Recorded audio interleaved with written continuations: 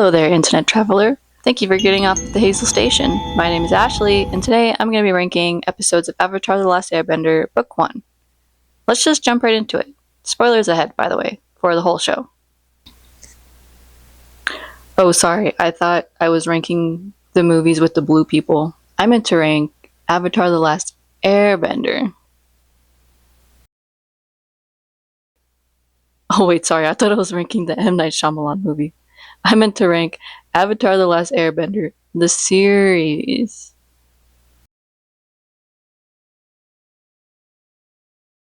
Done. Shit, sorry. I accidentally ranked episodes of the Netflix live action adaptation. I meant to rank Avatar The Last Airbender, the original cartoon. And done. That was really easy. Alright, I guess the video's over. Okay, did I run that joke into the ground yet? Wait, let me give you a second to catch your breath from laughing so hard at my funny joke.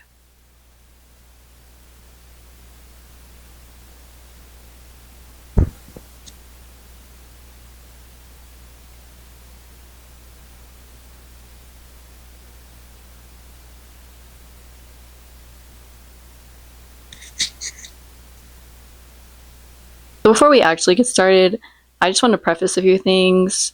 I'm not going to go into extensive detail about every episode synopsis. I'm just going to kind of ramble about every episode. Things I like, things I dislike, highlights, things that were memorable or stick out for me, just stuff like that. Also, Avatar The Last Airbender is a show that I have immense love for, and I've probably seen more than 15 times all the way through. There was a time in my life, I think in high school, where I watched the show twice a year, and then it became like once a year, and now it's more like every few years. So now that's all out of the way, grab your pitchforks, because I feel like I might have some hot takes about Book 1. Chapter 1, The Boy in the Iceberg. I feel like this is one of the best first episodes of a show. They just pack so much backstory in these 23 minutes, and they do a good job of balancing what needs to be said and what needs to be shown. Like, we're shown that Aang is kind of a goofy kid. I like the foreshadowing in this episode. Sokka can't dodge for shit in the ice. Katara calls Aang her pupil, and their grandmother literally says, "Don't put all your hopes into this boy," when Aang is literally the avatar, the beacon of hope. I always liked how the first time we see a main character bending in the show, it's just Katara playing with a fish. And I just find that so charmingly dorky.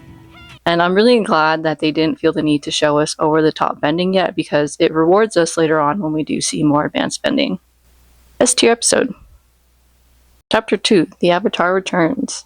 So not a lot happens in this episode, but it's crucial in grounding our main characters. You know, we get this scene where Aang admits that he never really wanted to be the Avatar, and it adds depth to his character. You know, he's more than just a goofy kid. He carries this incredible burden that really weighs on him. And for our other main characters, we learned that they were kids who were put in fucked up situations that forced them to grow up too fast. I also really like when Sokka and Zuko hit each other in the head with sticks. It just has a really funny sound effect.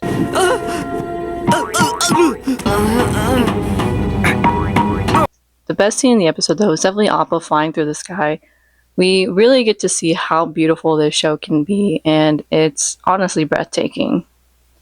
S tier episode. Chapter 3, The Southern Air Temple.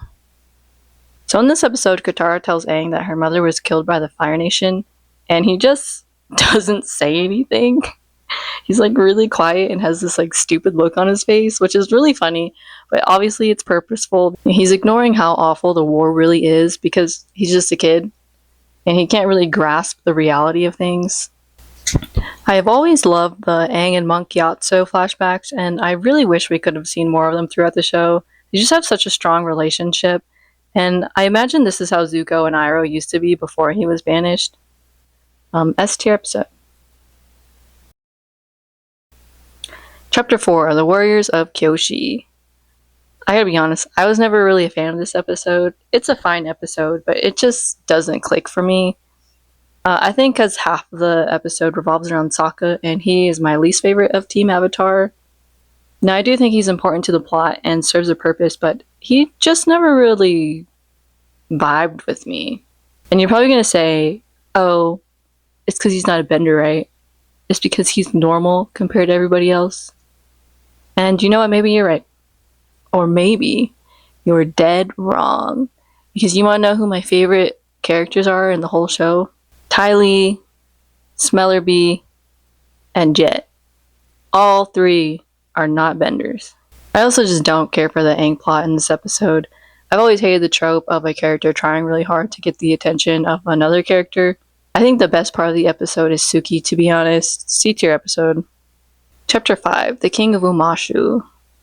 I love the male sledding scene. I haven't played any of the Avatar games, but if this or penguin sledding isn't a stage in one of the games, they're seriously missing out, because some of my favorite stages in like Mario games or like any 3D platformer games are always the slide stages. They're just so fun. I really appreciate that the challenges that Boomy makes Aang do are like simple but out of the box enough that they're clever. I feel like a lot of shows tend to like overcomplicate their challenges and puzzles, and I think it's because they want to seem more mature and like more smart, but they just end up like not even making sense in the end, so it's like kind of stupid. But hands down, the best part of the episode for me is Aang and Boomy's reunion. I honestly find it just so endearing, and upon my most recent rewatch, I found myself tearing up too, because for the first time I noticed that Aang also tears up in this scene. And I don't know, just imagine thinking that like all your friends are dead and you find out that at least one of them is alive. I honestly wish they would have placed this chapter before the Kyoshi chapter. I think it would have had more of an impact. So for that reason, I'm going to give this episode an A tier.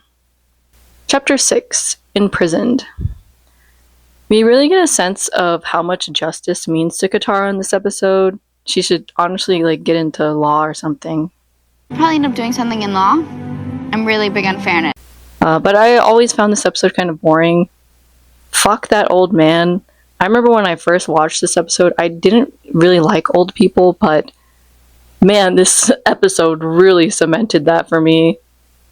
I do really like the scene where the guards think Momo is bending.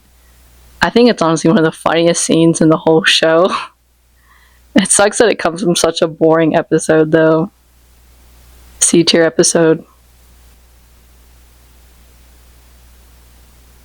Chapter 7, The Winter Solstice, Part 1, The Spirit World.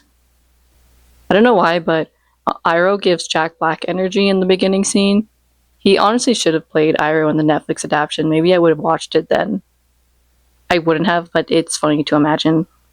I think that Katara giving Aang hope and then in return Aang giving Heibai hope was really heartwarming, because they both had their homes destroyed and are kind of akin because of that. And we also get a glimpse into the spirit world, and it's so mysterious and strange that I just can't help but yearn to see more of it. A lot of people tend to point to the Blue Spirit episode as to like Zuko's like turning point, but I honestly think it's in this episode when he chooses to go after Uncle Iroh instead of chasing Appa. It really shows like what matters to him most, and it's his little uncle, which is just so darn sweet. B tier episode.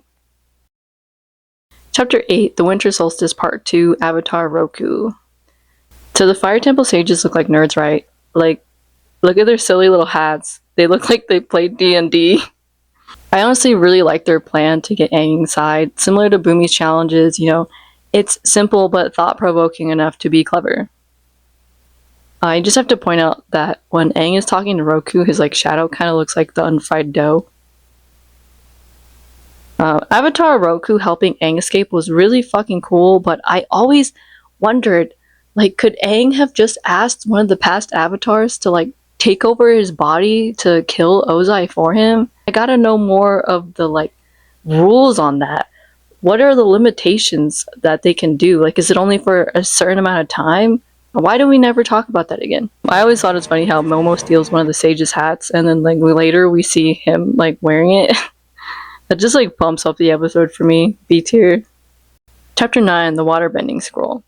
So a lot of people hate this episode. They're like, oh, Katara's so annoying for stealing that scroll. But I love that Katara steals it this episode. Honestly, we need more energy like that with like the British museums in real life. Like, I love how she does get punished for stealing the scroll, but in the end still gets to keep it. So in a way, it's like telling kids, "Hey, stealing is okay sometimes," and I think that's just great. A lot of people also hate how insecure Katara is about her bending, but I'm a Katara defender till I die, and you just don't see that kind of hate when Aang is like trying to get Katara's attention, or when he thinks that Katara and Sokka are gonna leave him, or when he literally burns Katara, which sounds like a lot of hoopla to me. I just think this episode's a fun time, honestly. There's fun action sequences, some dude gets hit in the head with a lotus tile, and then we get another cinematic shot of Appa flying in the sky. B tier episode. Okay, chapter 10, Jet. I love Jet's community, and I think what they built in the trees is really fucking sick, but I can't help but to think of that Malcolm in the Middle episode where Dewey's class like runs away and then starts living in his tree. You guys know what I'm talking about? It's going to be winter soon. The leaves are going to fall off the trees. People will be able to see you. We've thought of that. We're gonna head south. There's a string of trees along Highway 8. We may lose a few kids to predators and stuff, but they'll know they died free. Also, I always thought it was funny how they felt the need to redeem old people in this episode because the guy in chapter 6 was such a fucking dick. And I love that Katara admits that she needs to work on her bending in this episode. It's the little things like that that just make the characters feel so much more developed. I put in my notes, that's a fuck-ass hat, Katara. Who has more of a fuck-ass hat? Katara or the Sages? Like I said previously, Jet is one of my favorite characters in the whole show, and I think it's just because he's so complex. You know, his feelings are valid, and his actions aren't justified, but they are understandable. He is a kid who doesn't know how to deal with his anger and doesn't know how to deal with the hurt inside of himself. We also get introduced to Smellerbee in this episode, although she doesn't really do much. She's just a little cutie patootie. A tier episode. Chapter 11, The Great Divide. The Great Divide, more like the worst divide, because this is the worst episode in the whole fucking show. F tier. Chapter 12, The Storm. I'm glad we finally see how guilty Aang feels for being gone for so long. It's so normal for him to have survival's guilt in his situation, right? Like, of course we know that there was nothing that he could have done and that it's not his fault. Like, he was just a kid, and he still is just a kid. But it feels good knowing that this innocent little boy finally realizes that. Because it makes me so sad when Aang feels so guilty about himself. I've always loved the juxtaposition of Zuko and Aang, too. Like, Zuko's hot-headed and serious, and Aang is kind of goofy and calm. Yet in this episode, we're shown that they may have a lot more in common than we think. Both were ripped away from their homes and now bear overwhelming responsibilities. Also, justice for Jinju. 8-tier episode. Chapter 13, The Blue Spirit. The Momo scene is like really funny. Got it? Sorry, I don't speak Italian. This episode has one of the most memorable moments for me in the whole show, and it's probably my favorite scene in the whole show. If we knew each other back then, do you think we could have been friends too?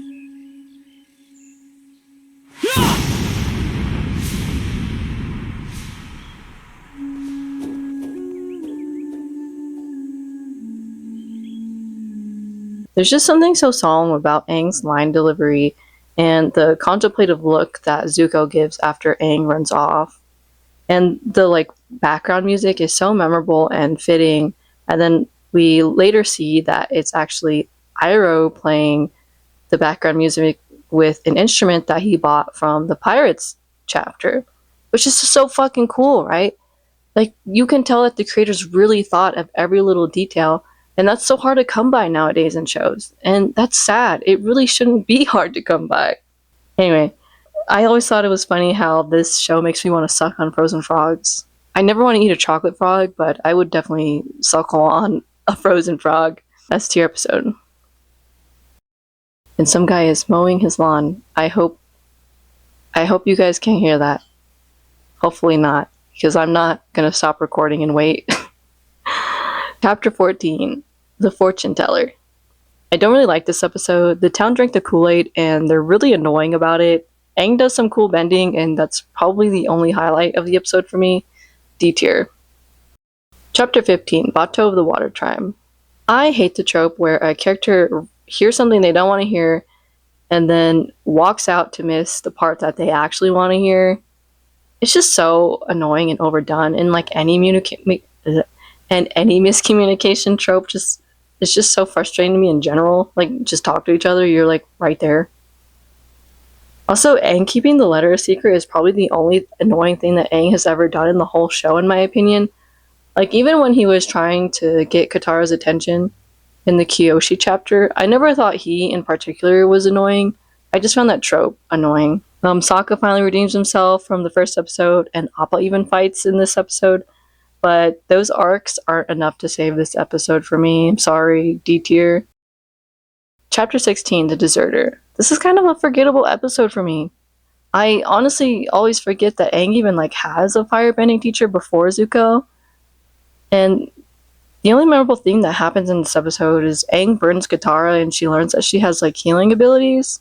Which is weird, right? Because those are such big moments in the show. But I couldn't tell you what episode they came from. I could vividly picture those scenes in my head, but I could not picture anything else from the episode. C tier. Chapter 17, The Northern Air Temple. I feel like a lot of people are divided on this episode, but I'm honestly kind of in the middle. I don't really like how the Mechanist rebuilt the temple. He couldn't keep a single part as it was. But at the same time, I'm glad these refugees were able to find a new home and were able to give the temple life again. But at the same time, the air temples just hold so much spiritual significance. I just really wish they would have adapted to the temple instead of making the temple adapt to them. This is gentrification, isn't it? And I know that's the whole point of the episode, but it still makes it hard to watch, and I just hope that Teo fights his father a little bit more to preserve more of the temple. C tier episode. Chapter 18, The Waterbending Master. So the gang finally reaches the North Pole, and wow, can I just say, it's breathtaking.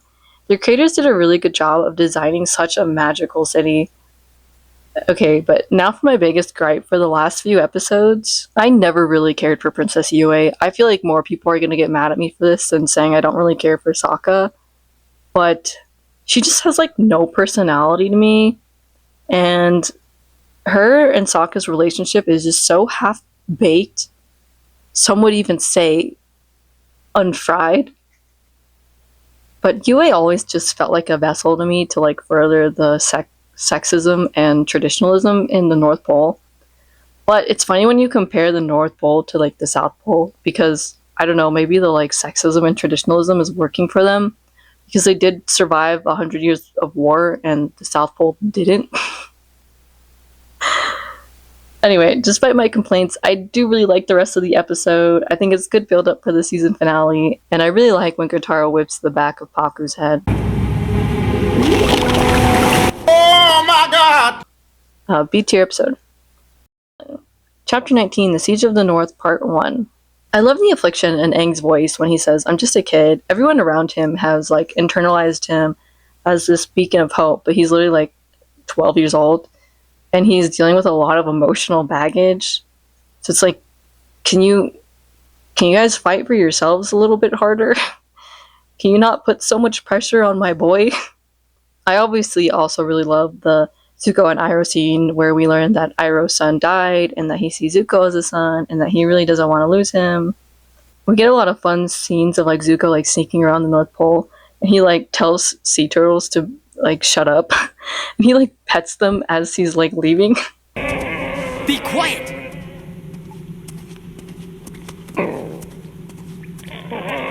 I thought that was really cute. Voiceover Ashley here. I forgot to mention when recording this video that I'm really glad that the creators decided to choose fire versus water for the finale. They have the best dichotomy out of all the elements, water is healing, fire is destruction, and at one point, Zuko says, "You rise with the moon, we rise with the sun." And I think that's pretty cool. But it also makes me wonder, what do Earth and Airbenders rise with? I don't know, maybe like twisters and earthquakes. Anyway, back to the original recording. Something that never made sense to me though about this episode is like, why didn't the waterbenders attack at night? It was a full moon, and they knew that's when they were most powerful. So they should have attacked, right? I don't know, maybe I'm missing something, but it's still an S tier episode for me. Chapter 20, The Siege of the North, Part 2. I really love Zuko's speech. I find it incredibly impactful and so incredibly depressing. Like, what an awful thing to say to your own son, right? Like, you were lucky to be born. It really makes you sympathize with Zuko. And I always liked that Ozai was this looming presence, but through Zuko, we see how nefarious he really is. And something that I see a lot of people debate about is, like, what makes Iroh push Zuko to really get on the right path? Because up until this point, he's kind of been neutral, right? Like, he does what Zuko wants, but he never really actively fights anybody, and he doesn't really stand up for anybody either, except for Zuko.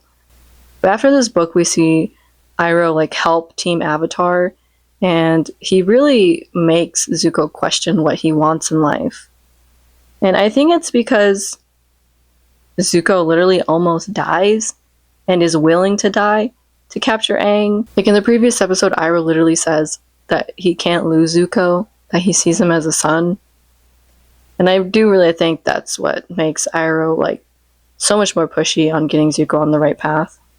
So Zhao kills the moon spirit, and like Aang is like stricken with grief and turns into like this giant like water spirit monster. And it's honestly so fucking sick. I really wish we could have seen him turn into like other spirit monsters like air or like fire. That would have been really cool. Obviously, I know why we don't see him turn into a spirit monster again, because he gets over his grief and is now trying to focus on the present. But it's just really cool. I always thought it was funny how Iroh was like, Yue, you gotta nail yourself to the cross and die for our sins. Like, obviously he's thinking of the greater good, but I just feel so bad for Yue, and I don't even like her. Like, just imagine some dude from the Fire Nation telling you to sacrifice yourself. I really wish she would have been the one to, like, initiate sacrificing herself, but obviously this shows how much the spirits mean to Iroh. But it's still really funny in my opinion. S tier episode. So after I rated these episodes, I went on IMDb to see what other people rated them, and I'm honestly shocked. What does IMDb stand for? I am dumb butt? Because how does The Great Divide have such a high rating? Also, I put in my closing notes, there were no farts. Also, I put in my notes, does Appa poop? Maybe he like poops in the air? I don't know.